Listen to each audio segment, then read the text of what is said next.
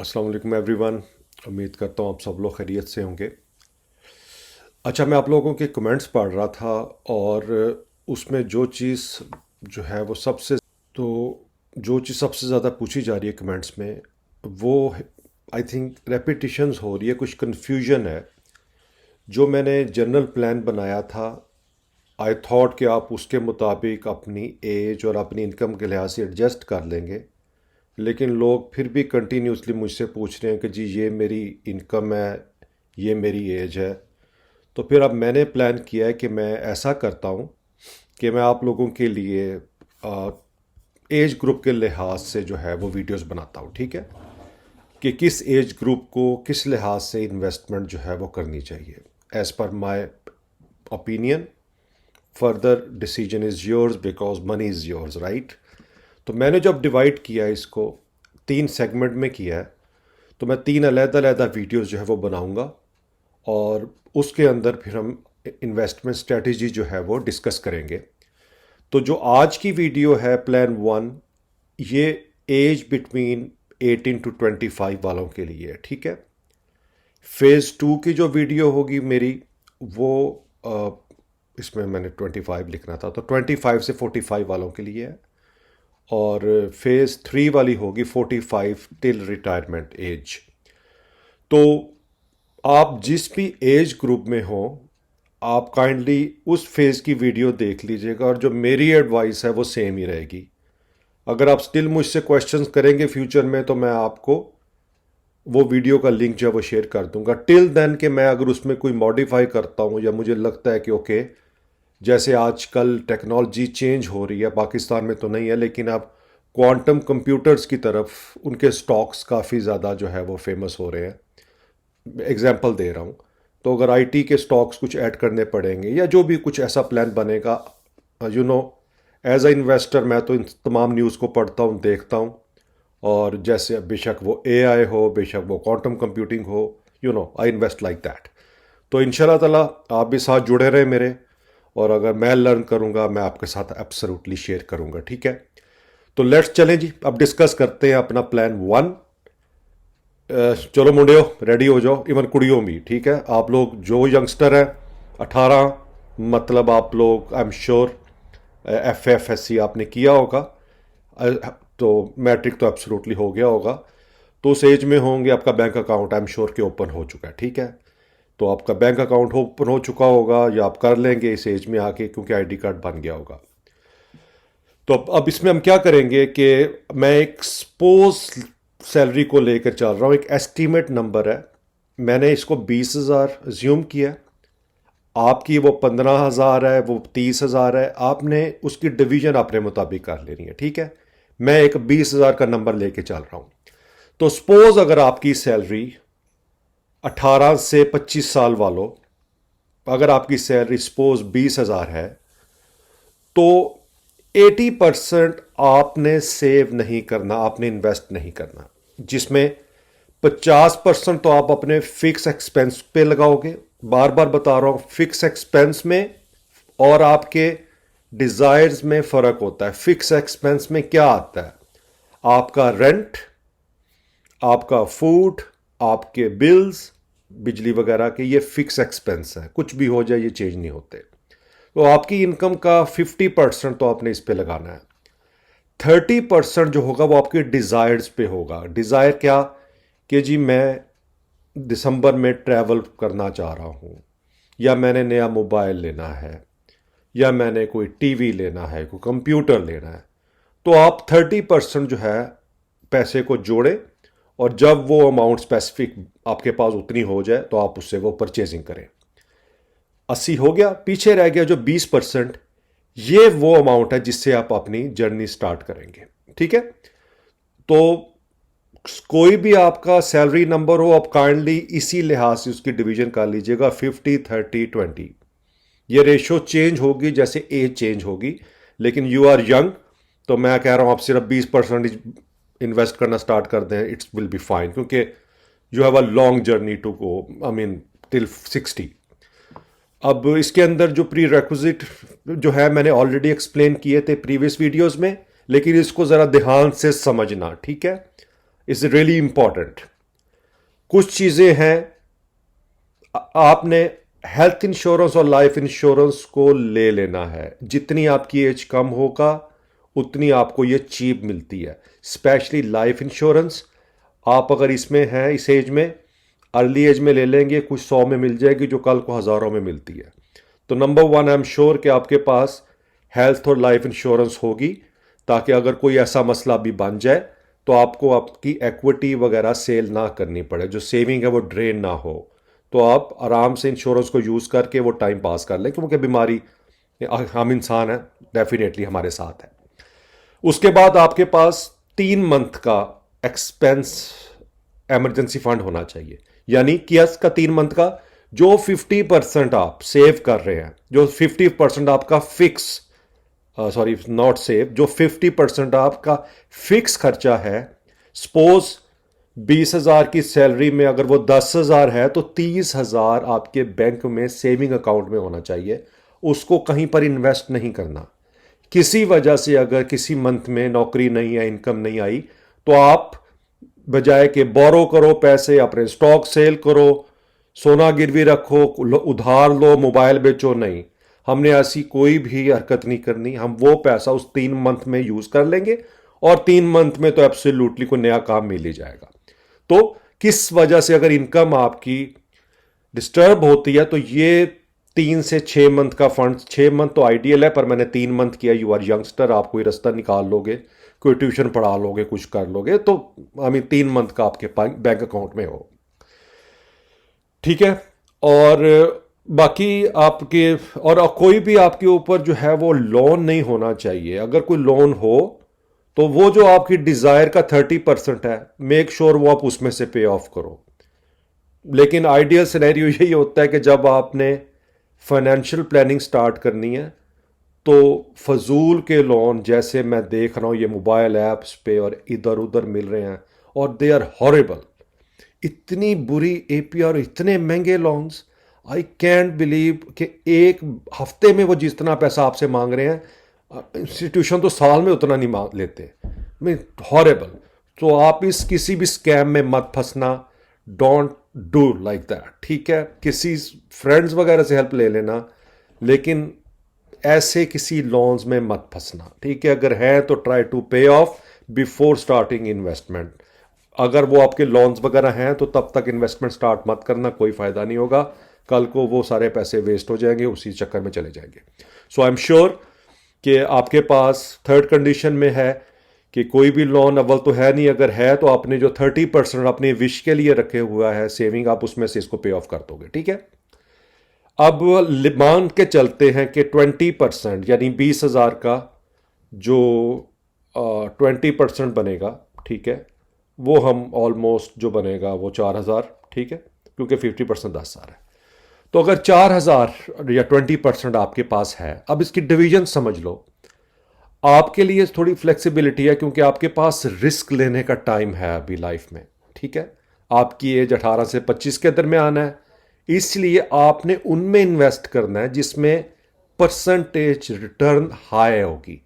अगर risk high होगा तो रिटर्न भी हाई होगी। आपको घबराना नहीं है क्योंकि आपने लॉन्ग जर्नी है आपका इन्वेस्टमेंट करने का। तो आपने जो आपके 20% है आपके 20,000 का, सपोज वो 4,000 बनता है, उस 4,000 का 50% आपने किसी ना किसी इक्विटी यानी स्टॉक मार्केट के म्यूचुअल फंड में लगाना है।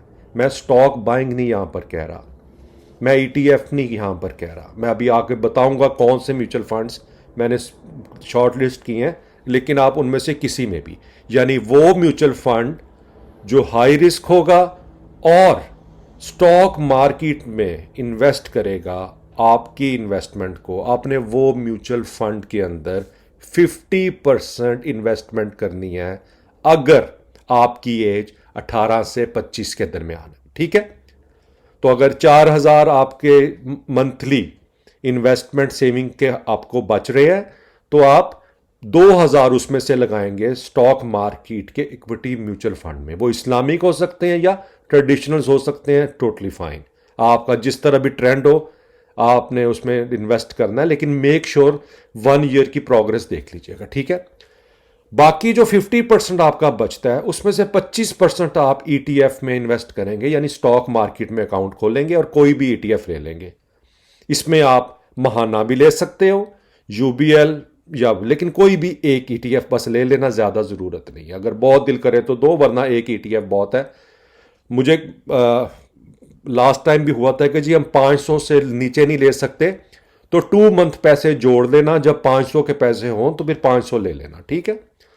तो 25% आपने ETF में, ये हो गया जी 75, यानी 50% आपने लगा दिया म्यूचुअल फंड में जो इक्विटी बाय कर रहा है, 25% लगा दिया ETF में, बाकी रह गया 25। उस 25 को आप लगाओगे स्टॉक मार्केट में, ठीक है। अब शेयर सिलेक्शंस की जहां तक बात आएगी, तो मैंने आपको बताया था कि जिन स्टॉक्स में म्यूचुअल फंड ज्यादा इन्वेस्ट करते हैं, आप उन स्टॉक्स को जो है वो शॉर्ट लिस्ट कर लो। देख लेते हैं, सपोज मैं जाता हूं इसमें, तो अगर हम जाते हैं सरमाया वालों की साइट पे, तो यहां पर इनके पास एक ऑप्शन है।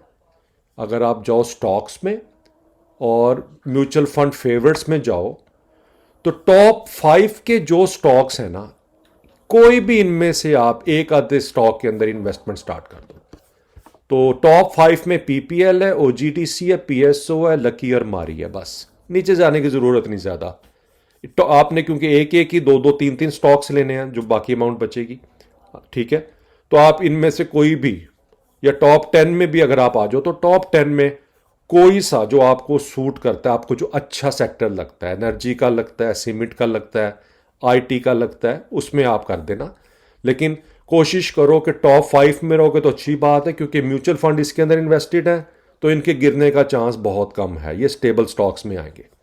सो अब आपको क्लियर हो गया, 50% कहां जा रहा है आपका इक्विटी म्यूचुअल फंड में, 25% कहां जा रहा है आपका ETF में, और इक्विटी म्यूचुअल फंड जो 50% जा रहा है वो हाई रिस्क फंड है, क्योंकि हमारे पास टाइम है, और हम अगर मार्केट इस साल डाउन है, अगले साल अप है, तो एवरेज कंपैरेटिवली लॉन्ग टर्म में हमारी अच्छी ही हो जाएगी, ठीक है।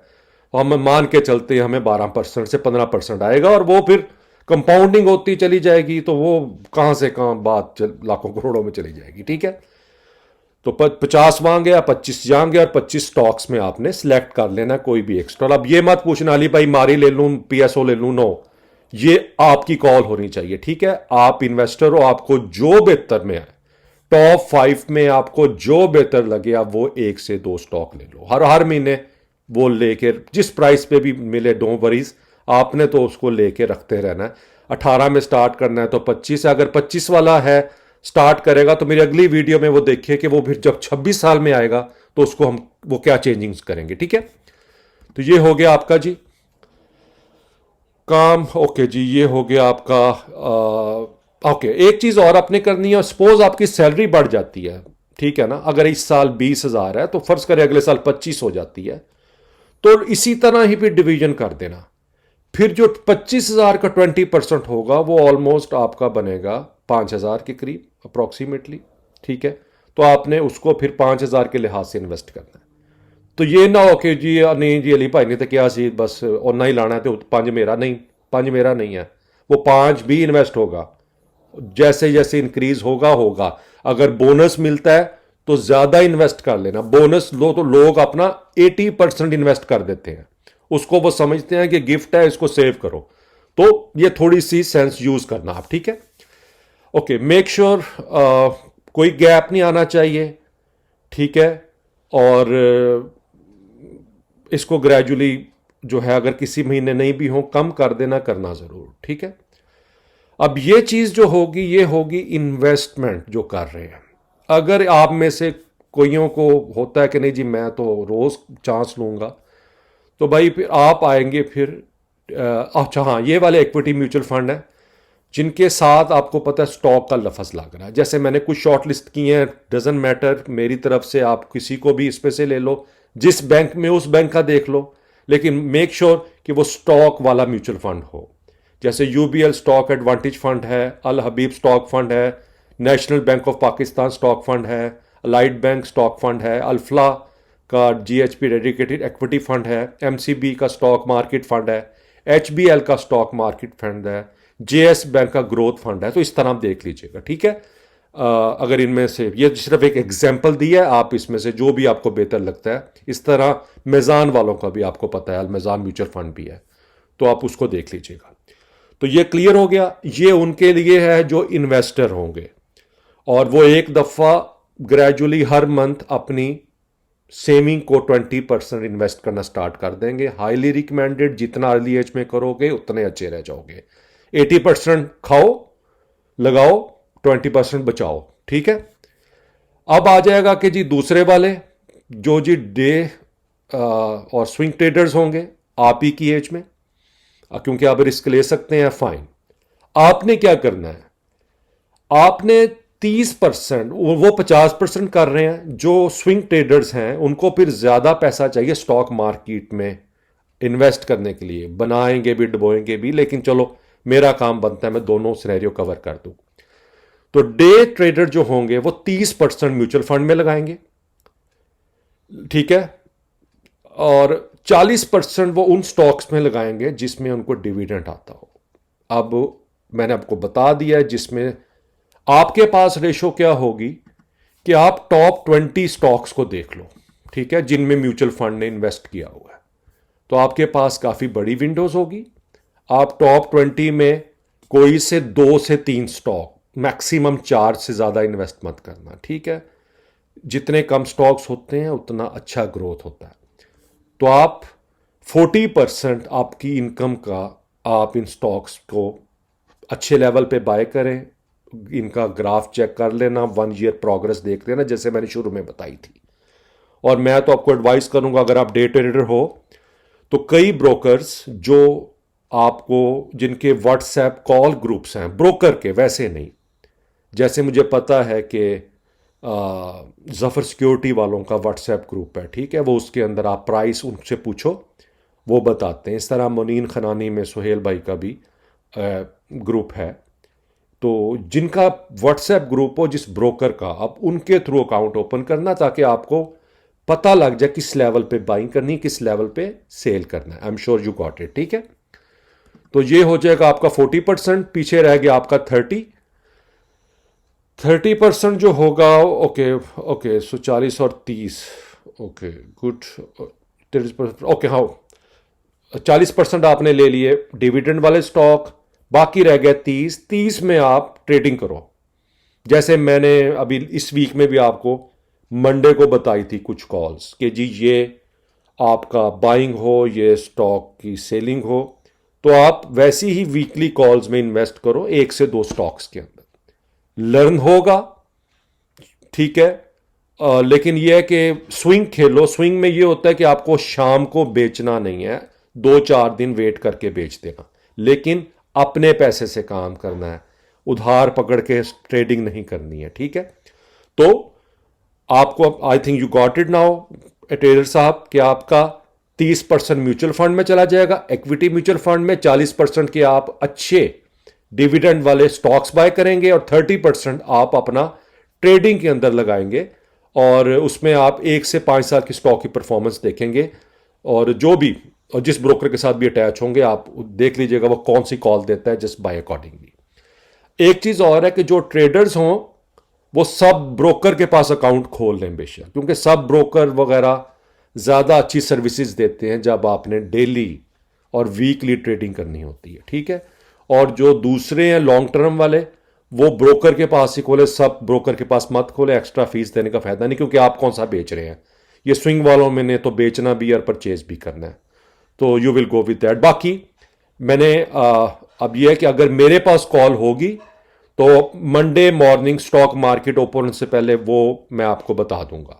जैसे इस वीक मैंने दिया, वो तो खैर मार्केट को ओवरऑल पूरी दुनिया की मार्केट ही इस वक्त शेक किए हुए हैं, लेकिन अगर कोई भी ऑप्शन होगी मैं आपको परचेजिंग और सेलिंग दोनों प्राइसेस वाइज बताऊंगा। अगर उस दरम्यान में you make sense buy it, otherwise मत बाय करना, ठीक है। ये अगर होगा कि मेरे एडवाइस पे और अदर किसी और की एडवाइस पे चलना तो टोटली फाइन। तो it is for day and swing traders, ठीक है। अब आगे आपके कुछ क्वेश्चंस। चलें जी, पहले शकील अहमद साहब है। अस्सलाम वालेकुम Ali sir, you are doing a wonderful job, thank you very much Shakeel. Please give me 70K portion investment point of view. Shakeel, आपने अपनी एज नहीं लिखी।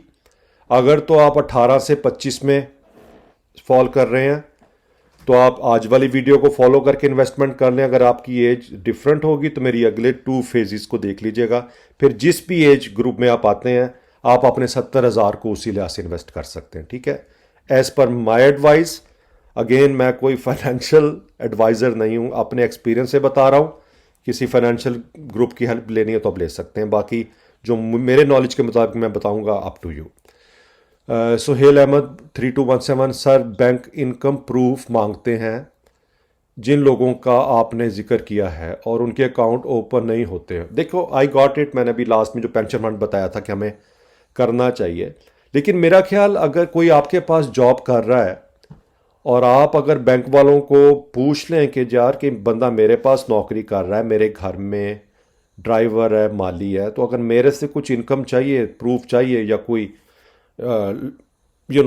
पेपर पे कुछ चाहिए तो मैं लिख देता हूँ, तो उस बेस पे आप अकाउंट खोल दें। देखिए, अगर उनके पास अपना आईडी कार्ड है तो मुझे नहीं लगता कि अगर आप उन आईडी कार्ड और अगर आप उनकी सैलरी जो है वो बैंक को बताएं कि जी हमने इनकी सैलरी जो है वो इनके बैंक में डालनी है एवरी मंथ, तो बैंक अकाउंट ओपन करें, तो मेरा ख्याल, आई am sure they will do it. लेकिन अगर आप कर दें, बिलीव मी, लोगों की लाइफ चेंज हो जाएगी। मस्ट ट्राई करें। अली भाई, ई टोरा और IBKR में कौन सा ब्रोकर अच्छा है? यार, मैंने ई टोरा के बारे में सुना है, मैंने पर्सनली यूज़ नहीं किया। IBKR को मैंने नहीं किया, लेकिन ई टोरो के बारे में मैंने सुना है कि दे आर गुड, पर पर्सनली मैंने यूज़ नहीं किया इसको। मैं चेक कर लूँगा अगर हुआ, लेकिन मैंने इनके बारे में सुना ई टोरो इज़ गुड। ओके जी। हसीब अली, सलाम अली भाई, I wanted you thought on PSX, my age is 25। अच्छा, आज वाले फेज़ में आप आ रहे हैं। And I have been investing in PSX for a few month and have invested 87,000 so far. Currently, I am holding companies like Mari, HCAR, Lucky Cement, Cemetery Group, AVN, TRG, and few other. Along with these stocks, I hold Mezan and Mahana ETF 1,000 share each. Lastly, I have not traded any of share, no matter its price is increasing or decreasing, because I want to hold these for long. I don't invest a lot, just do SIP every month, starting from 5,000 to 10,000 depending on my saving. Please look into this and guide me if there is anything that I should know. Will be waiting for your thought. अच्छा, तो आप, यार, आपने ज़्यादा stocks bye किए हुए हैं। आपका मारी 1, HCAR 2, lucky 3, symmetry 4, AVN 5, TRG 6 stock हैं आपके पास, और आप कह रहे हैं उसके साथ दूसरे भी हैं, और 87,000 आपने टोटल इन्वेस्ट किया है।